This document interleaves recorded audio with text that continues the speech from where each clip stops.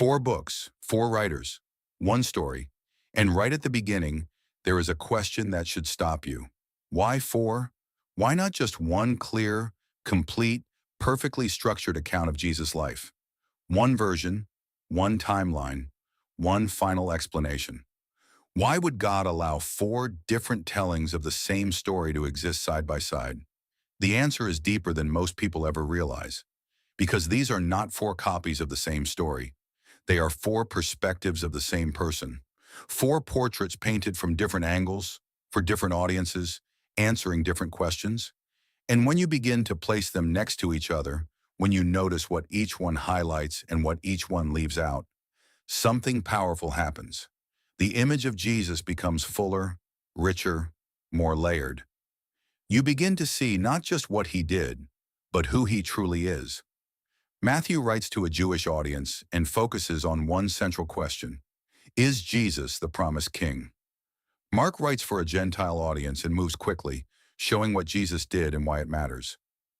Luke steps in as a careful observer and asks, who is this man, really? And John asks the question that changes everything. What if this man is not just sent by God, but is God? Let's walk through them one by one. Matthew begins his gospel in a way that would seem unusual to anyone outside the Jewish world. He opens with a genealogy, a long list of names, and that is not random. That is intentional. In the very first sentence, he says, this is the genealogy of Jesus Christ, the son of David, the son of Abraham. That one line tells you everything about his audience. Abraham is the father of the nation. David is the greatest king in Israel's history. And God promised that David's throne would last forever, that one of his descendants would rule eternally.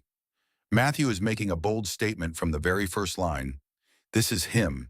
This is the one you have been waiting for. From that point on, Matthew builds his gospel like a case in a courtroom. Over and over again, he connects events in Jesus' life to ancient prophecies. Again and again, you see the same pattern. This happens so that what was spoken by the prophets would be fulfilled. Born in Bethlehem, foretold. The family fleeing to Egypt, foretold. The ministry beginning in Galilee, foretold. Even the way he enters Jerusalem, riding on a donkey, was written about long before it happened. Matthew is not just telling a story, he is presenting evidence. He is saying, this is not coincidence. This is fulfillment. And here is something that makes it even more powerful. The man writing this was once a tax collector, someone rejected by his own people, seen as a traitor, and now he becomes the one making the strongest case that Jesus is the King of Israel. There is something deeper hidden in that, the rejected man writing about the rejected king. Matthew also records the full Sermon on the Mount, the most famous teaching ever spoken. And look at how it begins. Blessed are the poor in spirit, blessed are those who mourn, blessed are the meek. In a world that celebrates power, Jesus begins by honoring the weak, the broken, the humble. That is the kind of kingdom Matthew is introducing. He is also the only gospel writer who records Jesus speaking directly about the church, about what happens after, about how people will gather, grow, and continue the mission. And he ends his gospel not just with the resurrection, but with a command. Go, make disciples, teach all nations, baptize them, carry this message to the entire world. A gospel that begins with a Jewish lineage, ends with a global mission. Now think about this for a second. If Jesus really is the king, what does that mean for your life? Is he just a historical figure to you or someone you actually follow? Write your answer in the comments. I really want to know how you see him. Now let's move to Mark. Mark is completely different in tone. Where Matthew is structured and detailed, Mark is fast, direct, and intense. There is no genealogy, no birth story, no long introduction. He begins with a voice crying in the wilderness and immediately moves into action. Everything in Mark feels urgent.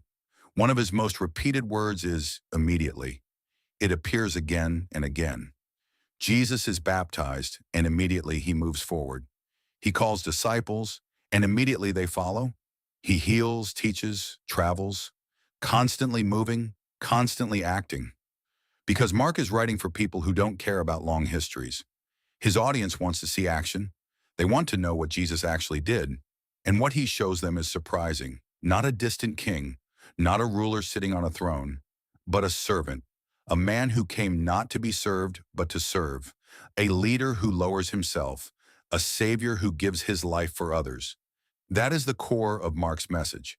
And what makes it even more real is how honestly he shows the disciples, especially Peter. There is no attempt to make them look perfect. Peter makes mistakes. He speaks when he shouldn't. He fails. He denies Jesus. Nothing is hidden. Nothing is polished. And that tells you something important. This is not a perfect story written to impress people. This is a real story about failure, restoration, and grace.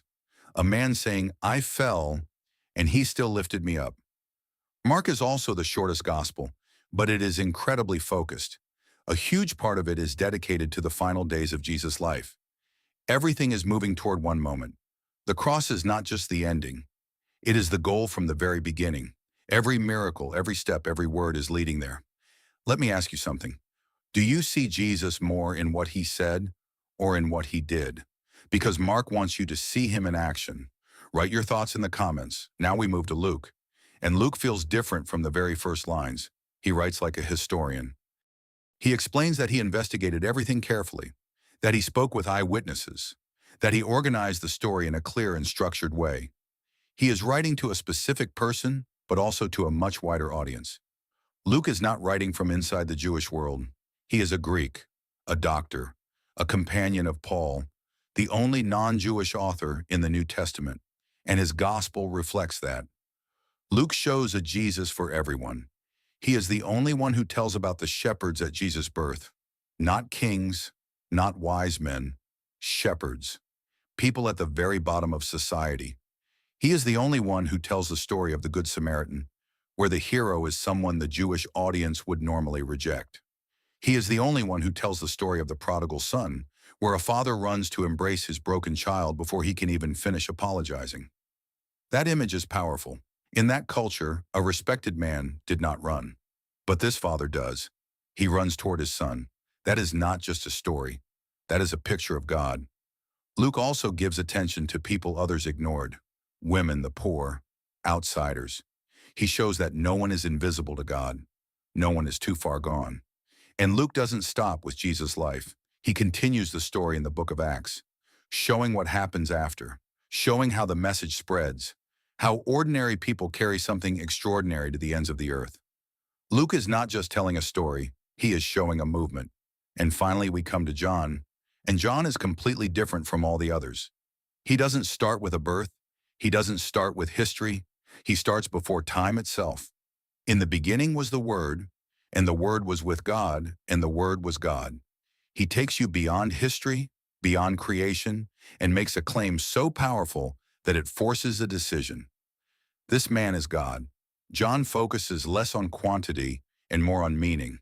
He selects specific moments, specific miracles, and calls them signs, each one pointing to something deeper, turning water into wine, healing from a distance, giving sight to the blind, raising the dead. Each step building toward one conclusion. And John also shows the personal side of Jesus. Deep conversations, honest moments, a late-night talk with Nicodemus, a conversation at a well with a woman everyone else ignored, words spoken to comfort his followers before his death. And through all of it, John is not just giving information. He is asking for a response. Do you believe? That is the question he leaves you with. So here they are. 4 books, 4 perspectives, 1 Jesus. They don't compete with each other. They complete each other. Remove one, and the picture is incomplete. Keep all 4, and you begin to see something far greater than any single account could show. And maybe that is the deeper message. God does not tell his story through just one voice. He speaks through many, different people, different backgrounds, different experiences, all pointing to the same truth.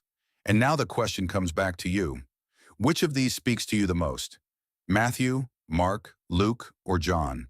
Write it in the comments. I read them all. If this helped you see something new, make sure to subscribe, leave a like, and share this with someone who needs to hear it. And most importantly, take a moment to reflect on what you truly believe. Because these 4 books may not contain everything, but they are enough to change your life.